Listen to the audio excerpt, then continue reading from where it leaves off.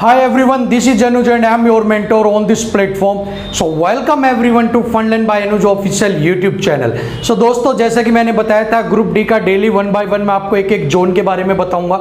सो यहाँ पर आज कल हमने हुबली जोन के बारे में बात की थी. आज हम बात करने वाले हैं चेन्नई जोन के बारे में. सो जो भी चेन्नई जोन के बच्चे हैं जिन्होंने फिल किया वो वीडियो को जरूर देखना. बाकी जो भी और बाकी लोग हैं वो भी आप देख सकते हैं अगर किसी के रिलेटिव ने किसी के साथ वाले ने अगर फिल किया है इस जोन से तो ठीक है. तो चलिए बिना किसी देरी के स्टार्ट करते हैं. नए हैं तो सब्सक्राइब कर लीजिए, बेल आइकन को प्रेस कर लीजिएगा. ठीक है, तो चलिए सबसे पहले ये देखते हैं वैकेंसी. जो हमारे पास तीन ही चीजें हमें देखनी है, तीन ही चीजों के बारे में हमें समझना है और इन्हीं के ऊपर ही हम सारी की सारी बात करेंगे. ठीक है, बात करते हैं वैकेंसी की. अप और प्रीवियस ईयर में क्या था. तो अगर पिछले बार की बात करें, जब पिछली वैकेंसी निकली थी उस समय जो आपके पास थी 2974 वैकेंसी थी, 2974. और बट इस टाइम की अगर बात करते हैं तो इस समय में आपके पास है 9579.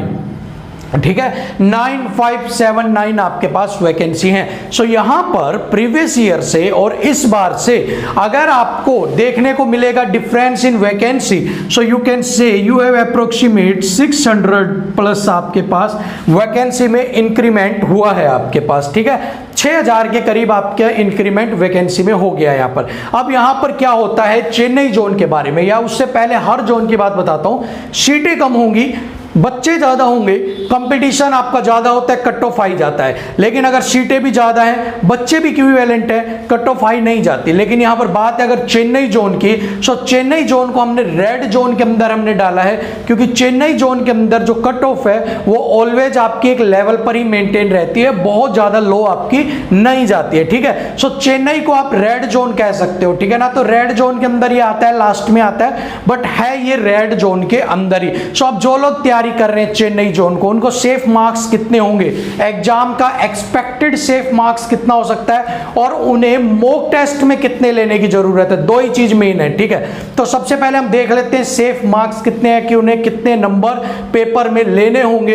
एक मिनिमम एक एक्सपेक्टेड है कि इतने नंबर तो लेने ही लेने हैं, बाकी उससे ज्यादा आ जाते हैं बहुत बढ़िया, लेकिन इससे कम पे तो काम नहीं चलेगा. ठीक है, बात कर लेते हैं सबसे पहले जर्नल कैटेगरी की. जर्नल कैटेगरी में अगर आपके 58 के करीब नंबर हैं, ठीक है, 58 के करीब अगर आपके नंबर हैं आपके, तो ही आप अपने आप को सेफ मानिए, तभी आप अपने आप को सुरक्षित मानिए. और ये रियलिटी है, चेन्नई जोन रेड जोन में है, इसी वजह से मैं आपको कह रहा हूं कि यहां पर जो आपका रहने वाला है जो कट ऑफ वो आपकी जर्नल की 58 के आसपास ही रहेगी. ठीक है, बात कर लेते हैं ओबीसी की. तो ओबीसी के अंदर आपकी 54 के करीब, ठीक है, 54 और 55 के करीब अगर आपके मार्क्स आते हैं एग्जाम में, तो आप अपने आप को सेफ समझ सकते हैं, तो आप अपने आप को कह सकते हो कि हाँ भाई मेरा पेपर निकल जाएगा. ठीक है, बात करते हैं एससी की. अगर एससी कैटेगरी के अंदर आपके 52 नंबर आ रहे हैं, ठीक है अगर 52 नंबर तक आपके एससी कैटेगरी में आ रहे हैं तो आप अपने आप को सेफ समझ लीजिएगा, आप बिल्कुल सेफ हैं. ठीक है, एसटी की बात करते हैं. अगर आपके 49 के करीब नंबर आ रहे हैं, अगर आप 49 के करीब आपके नंबर हैं तो आप अपने आप को बिल्कुल सेफ समझिएगा, आप चेन्नई जोन को क्वालिफाई कर जाएंगे 110%. ठीक है, अब ये तो वो है कि एग्जाम में क्या होगा, अभी आप एग्जाम तो दे नहीं रहे. अब बात करते हैं मॉक टेस्ट की. मॉक टेस्ट आप test book, grade up, Adda 24/7 and many more. ठीक है, आप बहुत सारे प्लेटफॉर्म्स पे टेस्ट दे रहे हैं. अब बात उठ के आती है कि भैया उन प्लेटफॉर्म्स के अंदर आप टेस्ट तो दे रहे हो, तो आपका मॉक टेस्ट के अंदर स्कोर क्या रहना चाहिए जिससे कि आप अपने एग्जाम को क्वालिफाई कर पाएंगे अच्छे से. अगर मॉक टेस्ट में इतने नंबर आ रहे हैं तो आप यहां भी ले लोगे, ये आपको पता लग जाना चाहिए. सो मॉक टेस्ट का स्कोर क्या रहना चाहिए तो देखते हैं. चलिए, सो यहां पर अगर आप 65 के करीब नंबर ले रहे हैं जर्नल में, अगर आप 65 के करीब नंबर ले रहे हैं प्लस में ही 65 प्लस नंबर अगर आप ले रहे हैं तो आप अपने आप को सेफ समझना. ठीक है, 65 नंबर के करीब 65 प्लस नंबर आपके आ रहे हैं तो आप एग्जाम को क्रैक कर जाओगे. ठीक है, अगर प्लस में नंबर आ रहे हैं, कम नहीं, 65 प्लस ही 66, 67, 70. ठीक है, बात कर लेते हैं यहां की. यहां पर अगर आपके 60 प्लस नंबर आ रहे हैं, ठीक है, अगर आप 60 प्लस नंबर ले रहे हैं तो ओबीसी के अंदर मॉक टेस्ट में 60 प्लस है, आप क्वालिफाई कर जाओगे 110%. ठीक है, यहां पर अगर आप 56 प्लस नंबर ले रहे हैं, ठीक है, एससी में अगर आपके 56 प्लस नंबर आ रहे हैं तो आप क्वालिफाई कर जाओगे, आपका हाथ कोई नहीं पकड़ने वाला. ठीक है, तो 56 प्लस नंबर आपको लेने मस्ट है. बात करते हैं एसटी में. अगर आप 52 प्लस नंबर ले रहे हैं, ठीक है। अगर आप 52+ नंबर आपके मॉक टेस्ट में आ रहे हैं सो 110% आप वहां भी अपनी कट ऑफ को क्लियर कर जाओगे, ठीक है ना। तो 52+ होना चाहिए आपको, एसटी के लिए सिर्फ। बाकी सभी को आपका जो मैंने सेव बताया उससे 10 से 15 नंबर ऊपर लेने ही लेने हैं। अगर यहां पर आपके मैंने बताया 58, ठीक है, तो 58 के 65 से ऊपर आपको लेने ही लेने हैं। 70 के करीब तो आपको वहां पर पहुंचना ही पहुंचना पड़ेगा, क्योंकि मॉक टेस्ट के लेवल के अलावा आप जब एग्जाम में बैठते हो तो वहां पर आपको डिफरेंस देखने को मिलेगा, ठीक है ना। सो यहां पर ये सारी चीजें मैंने आपके सामने क्लियर की है चेन्नई जोन के बारे में। अब एक चीज और निकल के आती है कि तैयारी का सही तरीका, चेन्नई जोन की अगर आप तैयारी कर रहे हो तो तैयारी का सही तरीका क्या होना चाहिए। तो तैयारी का सही तरीका एक सीक्वेंस होता है, ठीक है, वो सीक्वेंस आपको फॉलो करना है। और वो सीक्वेंस क्या है, सबसे पहले आपको अपनी स्टडी करनी है। मॉर्निंग में आप जब भी आप अपनी करती हो आपको अपनी स्टडी करनी है, अपने नोट्स पढ़ने हैं, अपना जीएस पढ़ना है, रीजनिंग करना है, मैथ्स करना है, जो भी आपको करना है आपको अपना वो तैयार करना है अपने ग्रुप डी के आज के शेड्यूल के अकॉर्डिंग, ठीक है। वो करने के बाद जब आप वो कर चुके होगे रेस्ट ले लीजिए। दोपहर की बात आ जाती है, दोपहर में आपको प्रीवियस ईयर पेपर करना है, ठीक है।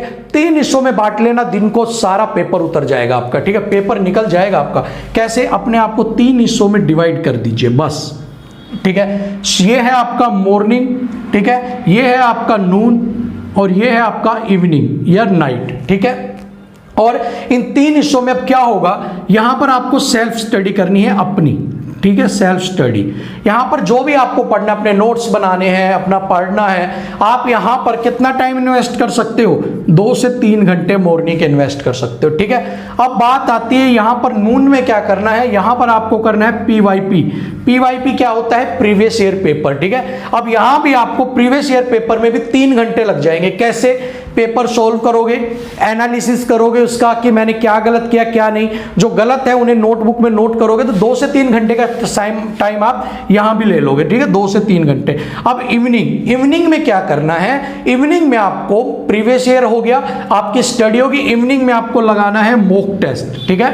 मॉक टेस्ट आपको इवनिंग में लगाना है, अपने जो पूरे दिन में पढ़ा, जो सीखा, प्रीवियस ईयर पेपर से सीखा, वही आप जब मॉक टेस्ट लगाओगे वहां पर आपको मॉक टेस्ट लगाने में नए नए सवाल भी मिलेंगे, प्रीवियस ईयर के भी सवाल मिलेंगे, जो आपने पढ़ा वो भी मिलेंगे, और इससे आप जांच सकोगे आपने पूरे दिन में 3 और 3 6 घंटे लगाने के बाद आपको क्या आउटपुट मिली है, ठीक है। सो यहां भी आपको 2 से 3 घंटे लग जाएंगे, ठीक है। सो इस तरह से पूरे दिन में आप 3 हिस्सों में बांटने के बाद भी रेस्ट भी कर लोगे, नहा लो, खा लो, पी लो, सो जाओ, सब कुछ भी कर लो, तब भी आप 9 घंटे आराम से निकाल लोगे, ठीक है, शेड्यूल बना के। और वैसे कोई अगर आपको कहीं 9 घंटे बैठ जाओ, 9 घंटे पढ़ते रहना, आप नहीं पढ़ पाओगे, क्योंकि 9 घंटे सुनने में ही लगता है, दिमाग पे वजन आता है, 9 घंटे आई कांट, ठीक है। सो डिवाइड कर लो अपने को, 9 घंटे आप पढ़ लोगे और 9 घंटे ग्रुप डी के एग्जाम को निकालने के लिए मोर देन सफिशिएंट है, ठीक है। सो आपका अब यही जो टारगेट होना चाहिए वो यही होना चाहिए, सेल्फ स्टडी, प्रीवियस ईयर, उसके बाद मॉक टेस्ट,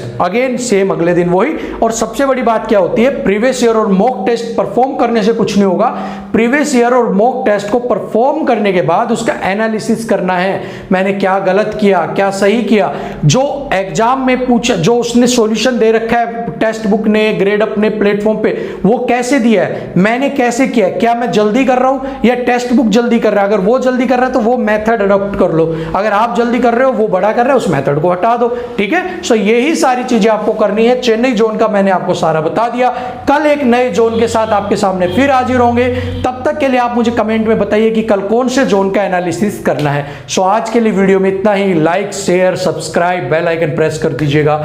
अगली वीडियो में आपसे फिर मिलूंगा एक और जोन के एनालिसिस के साथ, तब तक के लिए जय हिंद।